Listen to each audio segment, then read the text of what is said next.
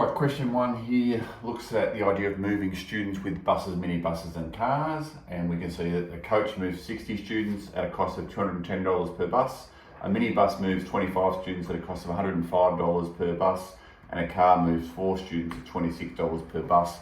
We're told in the question that there are 5 coaches, the big buses available. So you can see with the pricing here that a minibus moves fewer students at half the cost. So you'd go with as many coaches as possible to start with, in case, so it'll be 5 times 60, and that equals 300 students. So from the 382 that we started with, we've now got to move 382, take away 300, leaves us with 82 students. So now we want to move multiples of 25, so 3 lots of 25 is 75. Okay, so we want to have 3 of these minibuses. Okay, so 3 multiplied by 25 equals 75. So 82 take away 75 is going to leave us with 7 students. Okay, and then in order to move the 7 students, we're going to need to take 2 cars with us, because that gives us at least 8 spots for the 7 students. So 2 cars. Okay, so and 3 times 4 equals 8, and that gives us a number that is greater than the number of students. So 5 coaches, 3 minibuses, 2 cars. It then tells us to calculate the cost of that particular venture. Okay, so we can then go 5 times 210 plus 3 times by 105 plus 2 times by 26, and this is a calc active paper, so we can do that on our calculator if we wish to, and that gives us $1,417 as our total expenditure. Okay, this question asks us to put these 4 letters on our number line. And the first thing I would have to say to you is look at the number line and see what you're told from the number line itself. So you're told from 0 through to 5. They're all positive values, and that on the number line you're given half and quarter markings on each of the sections. So that relates then to the denominators that we're given here. What I would do here for this question is I would look for the easiest one to start with. So B is the easiest one here. B is equal to 1/2. So 1/2 is going to be here, so I'm going to write B right there above that. Alternately, I might do it like this, like we've done in class, where we put an arrow like that and I put a B like this, okay? You just need to be careful that where you mark the letter gives a very accurate indication of where you want it to be. So 2 3/4, so 2 1/2, 2 3/4 is here. 2 3/4, whoops. Not the value, I want that, C. Okay, so that's that one done. A is equal to 1 1/4. So 1 1/4 here is A. And then finally D is 4 5/8. So 4 5/8 is just above, so 4 1/2 is equal to 4 4/8. So it's just past that. So if we look where 4 is and 4 1/2, so it's going to be in between here. So it's going to be right there, is 4 5/8. Okay, so now we're looking at factor trees. Okay, so we've got 5, 20 and 300. A good way to start here would be 10 and 52, because 10 times 52 is a nice easy one to start with, and also means that the 10 you can split up into 2 and 5, so that sort of gets that out of the way, and then you can keep splitting the 52 as 26 and 2, and then split the 26 as 13 and 2, and we end up with this 2, 5, 2, 2 and 13. Okay, so that'll give us 13 multiplied by 5 multiplied by 2 cubed, and then 300, again do the same thing, 10 and 30, and that also gives us 2 and 5 here, and 5 and 6 and 3 and 2, and we end up with 2 and 3 and 5 and 5 and 2. So that gives us then, 3 multiplied by 5 squared multiplied by 2 squared. Now we're looking at the highest common factor. And so what we're doing is we're plucking out of these the things that are common to both. So we can see here that 2 squared, because it also appears in this, and times 5, so 2 squared times 5, because 5 appears here and it appears there, is going to give us our highest common factor. So 2 squared is 4 times 5 is 20. So 20 becomes our HCF for those two numbers, 520 plus 300.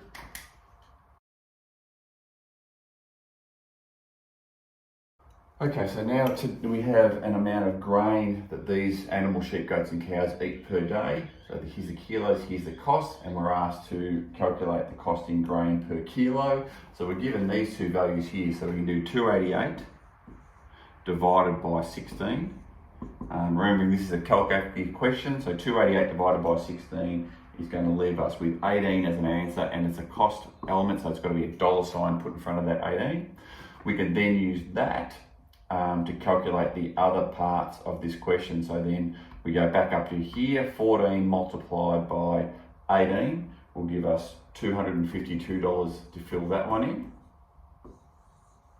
And then 414 divided by 18 will give us 23 kilos here as the other answer that we had to fill into that table.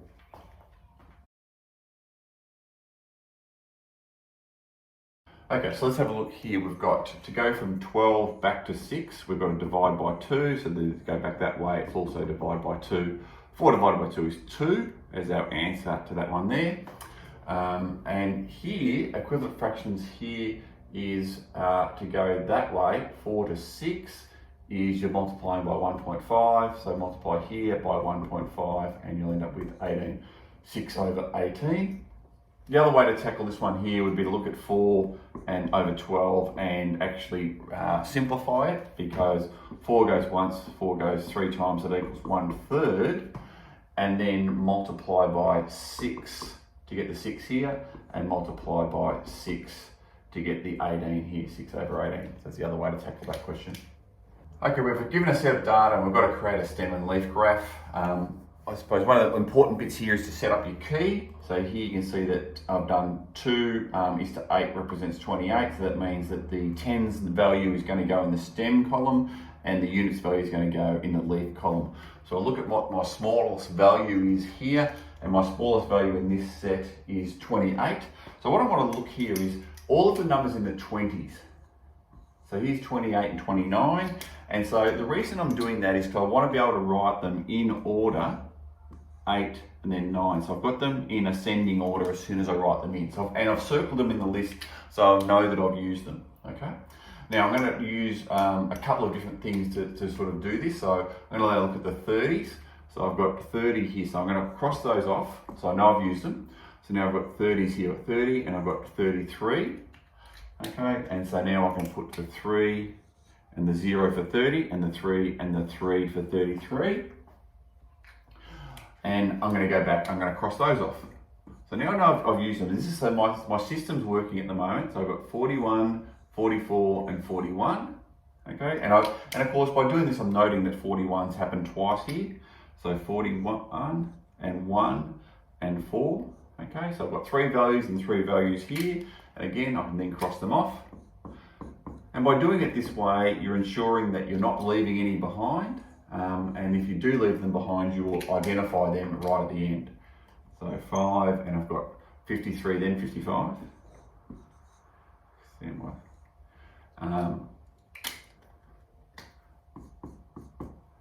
And then finally, I have 62, oops, wrong color, 62, 63, 64, 68.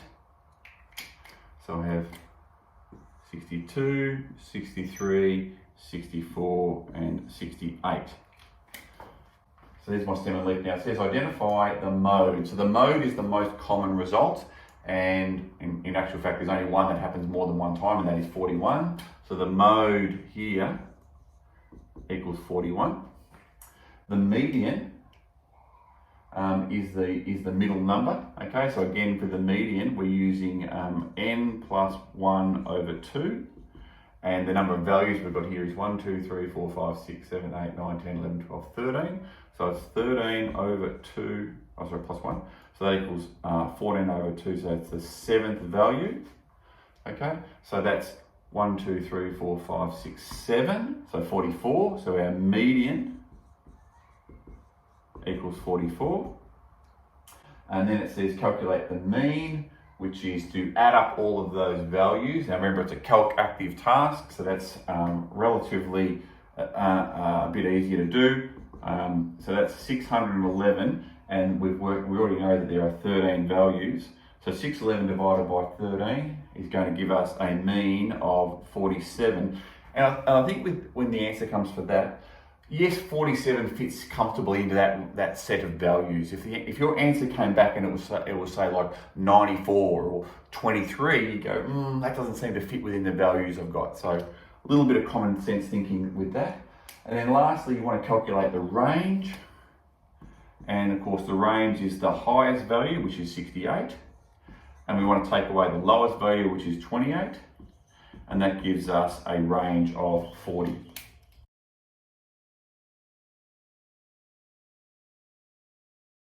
Okay, so we've got Animal Farm scored 13 out of 15, so 13 out of 15 as a fraction, and Lyndhurst scored 8 out of 10, so 8 out of 10 as a fraction. We want to compare the two fractions and see which one is larger, because that point score should win the prize.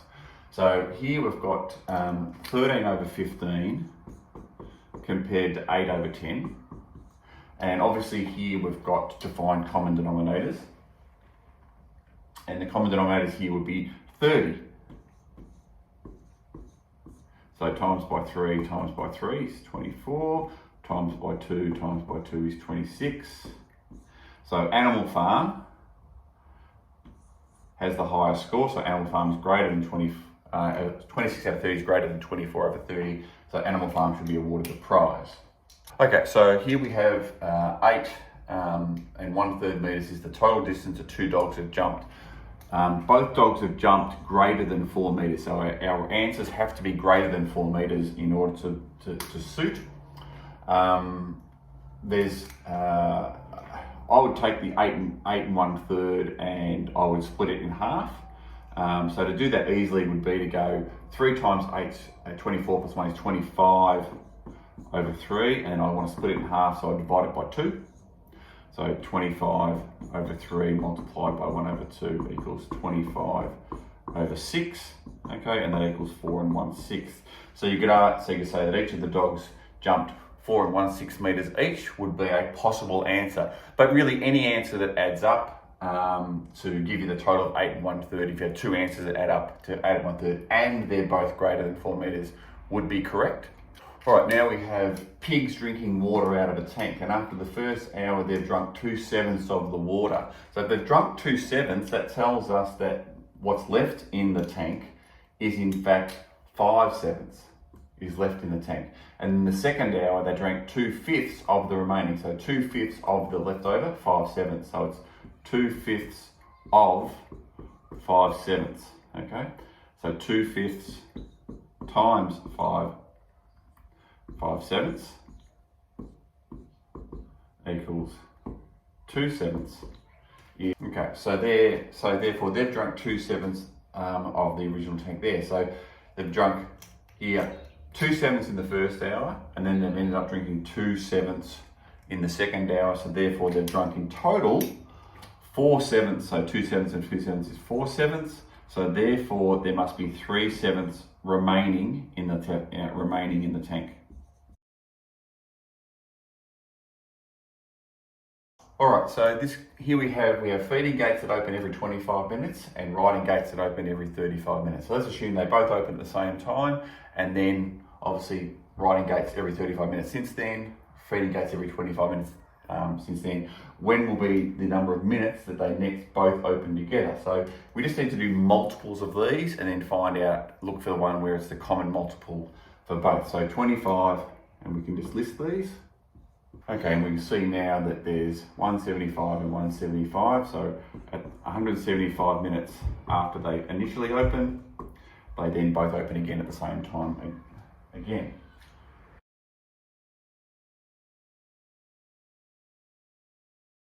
Now, if the farm is open for 10 hours a day, how often will the gates open and close together at the same time? So we know that, so that's 10 hours equals 600 minutes.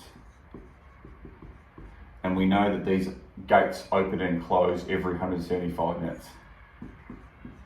Okay, and so that obviously calc active, so 600 divided by 175 gives you 3.4. And because we're after how many times they open, it's got to be the whole number element of that, so it's going to be 3 times as our answer.